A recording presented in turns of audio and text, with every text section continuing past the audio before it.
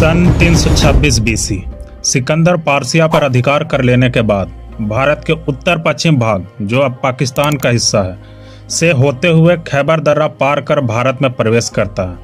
लेकिन क्या सिकंदर पोरस से युद्ध में जीत पाया था? इसका जवाब है नहीं। चलिए आपको विस्तार से बताता हूँ।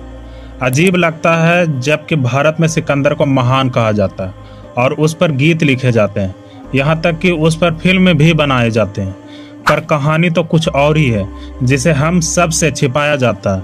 यह कहानी है 200 वर्ष पुरानी। तब भारत में सबसे शक्तिशाली साम्राज्य मगध था। पश्चिम का इतिहास कहता है सिकंदर विश्व विजेता था, और जो पश्चिम कहता है उससे दुनिया आंख मूंद कर मान लेती है, लेकिन वास्तविक तो कुछ और ही है जिसे दबा दिया जाता है। इतिहास में यह लिखा गया कि सिकंदर ने पोरस को हरा दिया था। यदि सचमुच ऐसा होता तो सिकंदर मगध तक पहुंच जाता और तब भारत का इतिहास कुछ और होता। लेकिन इतिहास लिखने वाले ने सिकंदर की हार को पोरस की हार में बदल दिया। ऐसा करके उन्होंने अपने महान योद्धा और देश के सम्मान को बचा लिया और दुनिया भर में सिकंदर को महान बना दिया। हालांकि आप जानना चाहेंगे कि आखिर युद्ध कैसे, कब, कहां और क्यों हुआ था। यह भी कि आखिर युद्ध में कौन कैसे जीता था। जब सिकंदर ईरान से आगे बढ़ा तो उसका सामना भारतीय सीमा पर बसे छोटे छोटे राज्यों से हुआ। भारत की सीमा में पहुंचते ही पहाड़ी सीमाओं पर भारत के वीर सेनाओं ने कुनात, स्वात, बुनेर, पेशावर में सिकंदर की सेनाओं को भयानक टक्कर दी। मत्स्य राज में तो महिला तक उसके सामने खड़ी हो गई, पर धूर्त और धोखे से वार करने वाले यूनानियों ने मत्स्य के सामने संधि का नाटक करके उन पर रात में हमला किया और उस राज्य की राजमाता, बच्चे सहित पूरे राज्य को उसने तलवार से काट डाला। यही हाल उसने अन्य छोटे राज्यों में किया। मित्रता की संधि की आड़ में अचानक आक्रमण कर कई राज्यों को बंधक बनाया। अंत में उसने गंधार तहसीला पर हमला किया। गंधार तहसीला के राजा अंबी ने सिकंदर से लड़ने के बजाय उसका भव्य स्वागत किया। अंबी ने ऐसा इसलिए किया क्योंकि अंबी को पोरस से शत्रुता थी और दूसरी ओर उसकी सहायता करने वाला भी कोई नहीं था। अंबी ने सिकंदर की गुप्त रूप से सहायता की।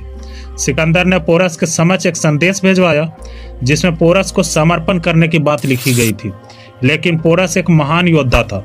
उसने अधीनता अस्वीकार कर दी और युद्ध की तैयारी में लग गया। सिंधु और झेलम को पार किए बगैर पोरस के राज्य में पैर रखना मुश्किल था।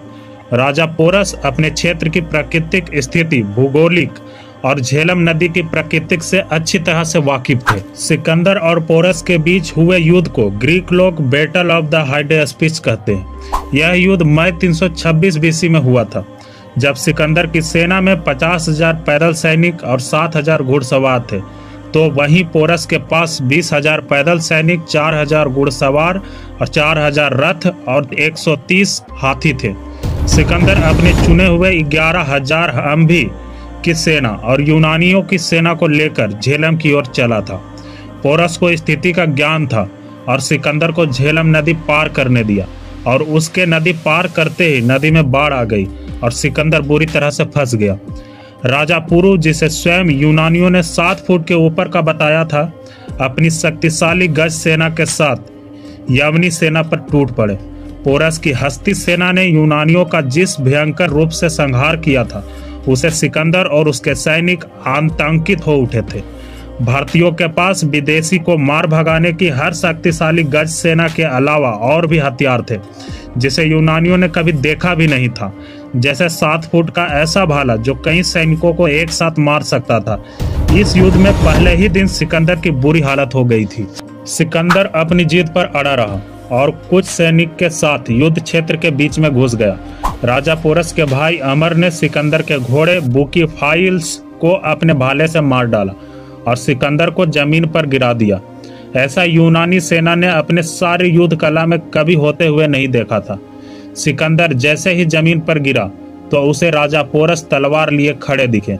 इससे पहले राजा पोरस कुछ सोचते, सिकंदर का अंगरक्षक उसे तेजी से वहां से उठाकर भाग गया। सिकंदर की सेना का मनोबल भी इस युद्ध के बाद टूट गया था और नए अभियान के लिए मना करने लगे। सेना में विद्रोह की स्थिति पैदा होने लगी, इसलिए सिकंदर ने वापस जाने का फैसला लिया। झेलम के इस पार से मदद मिलना भी बंद हो गई। ऐसे में सिकंदर और उसकी सेना सिंधु नदी के मुहाने पर पहुंची। तथा घर की ओर जाने के लिए पश्चिम की ओर मुड़ी। सिकंदर ने सेना को प्रतिरोध से बचाने के लिए नए रास्ते से वापस भेजा और खुद सिंधु नदी के रास्ते गया, जो छोटा व सुरक्षित था। लेकिन जिस रास्ते से सिकंदर वापस जा रहा था, उस रास्ते में प्राचीन जाट निवास करते थे। उस क्षेत्र का पूर्वी हिस्सा आज भी हरियाणा में स्थित है, जिसे जाट प्रदेश कहते थे। इस प्रदेश में पहुंचते ही सिकंदर का सामना जाट परिवारों से हो गया और सिकंदर के अधिकतर पलटन का सफाया जाट परिवारों ने कर दिया। भागते हुए सिकंदर पर एक जाट सैनिक ने बर्छा फेंका, जो उसके वज्र कवच को बींधता हुआ पार हो गया। यह घटना आज के सोनीपत नगर के पास हुई थी। इस हमले में सिकंदर तुरंत नहीं मरा, बल्कि आगे जाकर जाट प्रदेश की पश्चिमी सीमा गंधार में जाकर उसके प्राण निकले। और यमनी इतिहासकार क्या लिखते हैं कि सिकंदर की मृत्यु बीमारी से बेबीलोन में हुआ था। यह बिल्कुल गलत है।